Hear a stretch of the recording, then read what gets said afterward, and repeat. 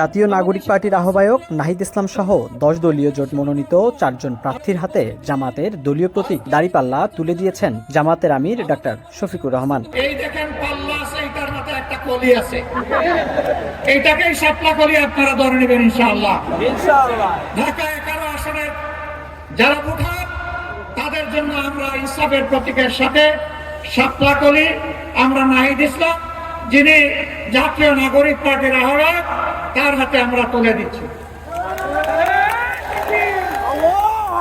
10 দলীয় জোটে থাকলেও নাহিদ ইসলাম যেহেতু নিজ দলের প্রতীক শাপলাকলি নিয়ে প্রতিদ্বন্দ্বিতা করছেন, তাই হাসির ছলে জামাত আমির বলেন দাড়িপাল্লা ভবিষ্যৎ হোক নিরাপদ, বিনিয়োগ হোক বিশ্বস্ত, আর আমার পছন্দ সল্ট বে। ওয়েলকাম টু সল্ট বে। তার মাথায় যে কলিটি দেখা যাচ্ছে এটিকেই ধরে নেবেন শাপলাকলি। এছাড়াও ঢাকা 12 আসনে জামাতের কেন্দ্রীয় নির্বাহী পরিষদ সদস্য সাইফুল আলম খান এবং ঢাকা 14 আসনে ব্যারিস্টার মীর আহমদ বিন কাশেম আরমানের হাতে দলীয় প্রতীক দাড়িপাল্লা তুলে দেন ডাক্তার শফিকুর রহমান। স্মৃতিচারণ করেন ব্যারিস্টার আরমানের বন্দি জীবন নিয়ে। হাসিনার সৃষ্ট দুনিয়া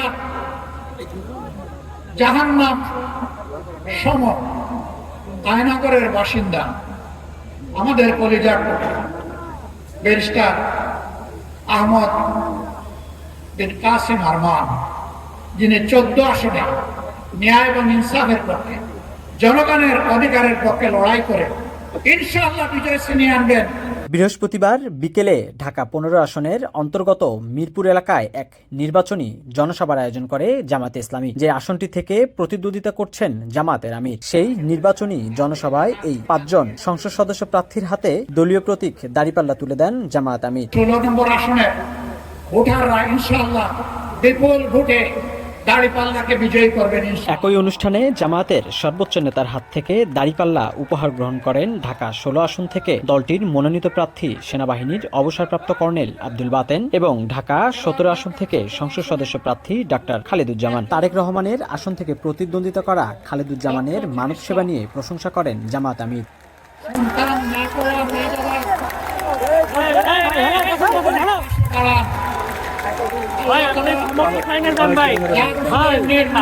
সন্তানের মুখ দেখিয়েছেন আজীবন, যিনি একজন সমাজসেবক। আমি বলি যে ওর রক্তে সমাজসেবার নেশা। আমরা সেই সফল চিকিৎসক খালেদুজ্জামানের হাতে এবার তিনি ঢাকা 17 আসন থেকে লড়ে ইনশাআল্লাহ বিজয় ছিনিয়ে আনবেন।